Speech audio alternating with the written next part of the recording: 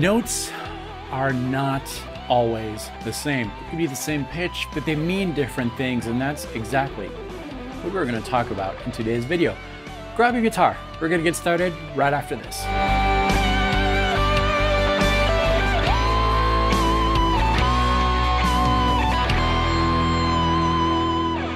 Hello, my name is David Wallerman. Welcome to this channel, which is all about helping guitar players around the world find their unique voice on the instrument to tell their own personal musical story. Today, we are talking about notes and about emotions in the notes. And I'm not only talking about intervals, which has been a big topic on the channel. The distance between two notes is really what brings a note to life. But there's more to it, and it has to do with the nature of the instrument.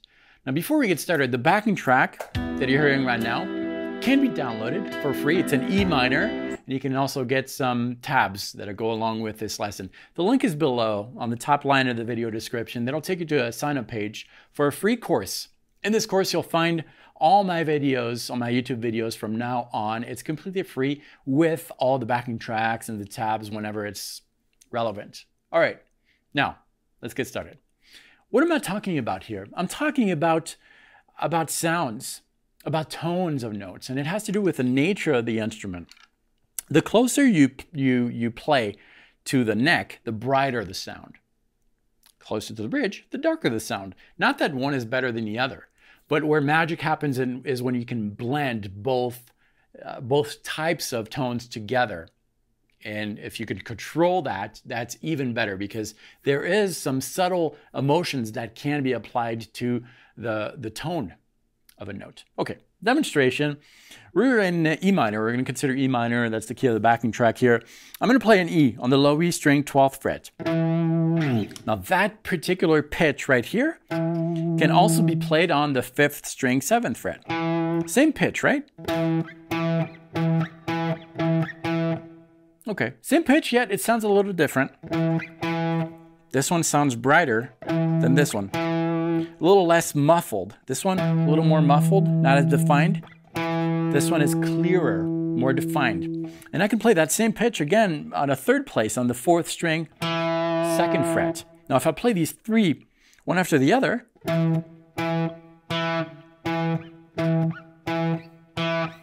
it's almost like the ones that are closest to the bridge are played underwater. It's not as defined. And I can do that with all the different notes.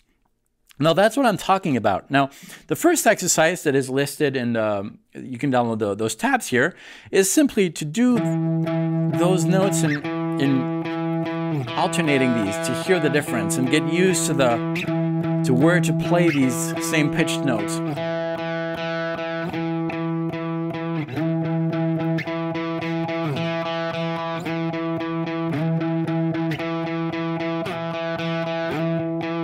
Okay, so now that you are comfortable with the difference in tone by doing this exercise, we can go a little further by creating some licks and playing these licks in different places of the fretboard. Now the licks, the pitch is not going to change, but it's only the brightness and the darkness. And then we'll apply this musically, I promise. But here's a simple lick that we're going to do. It's also in E minor. We have something like this.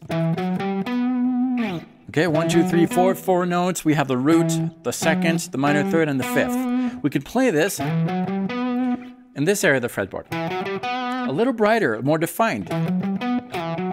And here, that is the brightest it's going to sound.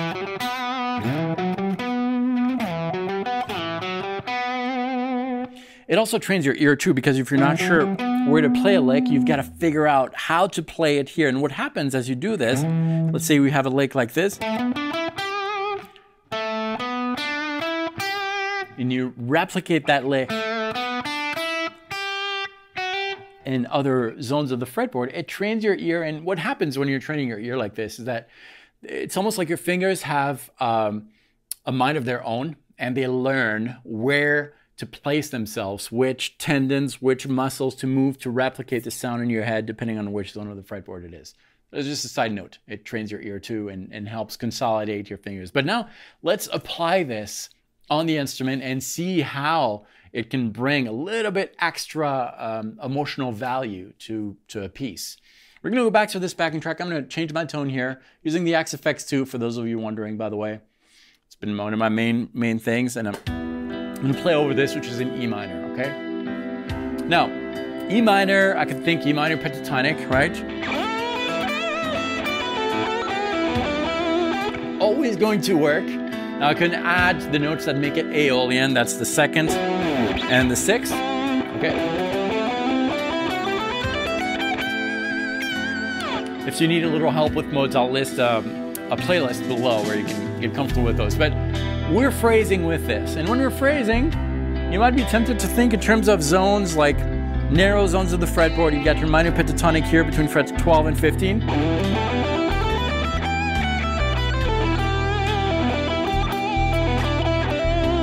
And because of where the zone is placed, this is kind of a darker sound, as opposed to something like this. You hear the difference? Darker,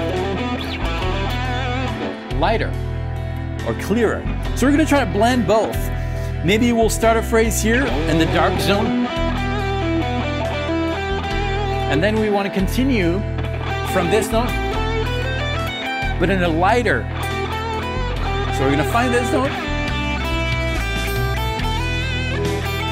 We have them right here, which is a little clearer than this. You hear the difference?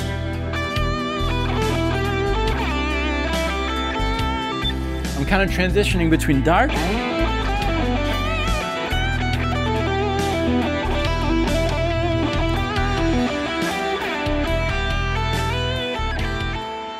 So I don't know if the difference really comes through whatever you're listening to this video on, but it's really apparent if you had headphones between the bright side and the dark side. And what I would suggest doing is trying to blend both worlds together. Maybe like we did, start dark and bright, start bright and dark.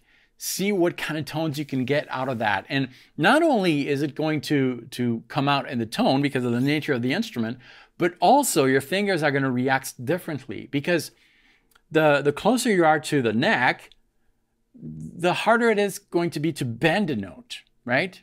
That's why most players, when they bend in that zone of the fretboard a little bit higher. But if you bend a bright note, you're going to have to put a little bit more force, more strength, and that is also going to come out in your playing. And you're working a little bit harder. I'm not saying play everything in the bright zone, but do some of these notes. Experiment with that. Now, the backing track that is available here is great for that. It's long enough for you to explore, and my suggestion would be to take a very short phrase and replicate it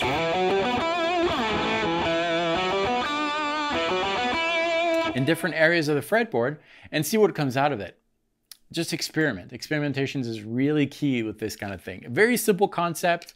Explore it, think about it next time you're playing a lick, ask yourself, can I play this a little brighter, a little darker, see where it leads you. Below is a link so that you can sign up for free to access all these videos and all the tabs and the backing tracks. And if you are already signed up, clicking the link below will just bring you straight to that page. You might need to log in if you're not logged in. Okay, that's what I had for you today. Thank you so much for watching this video. If this is your first visit, consider subscribing, because every week on the channel we have 3 videos, Monday, Wednesday, and Friday, helping guitar players around the world find their voice on the instrument. Hopefully this lesson makes sense. I'm a little thoughtful today. Anyways, thanks for watching this. I'll see you very soon. Practice well.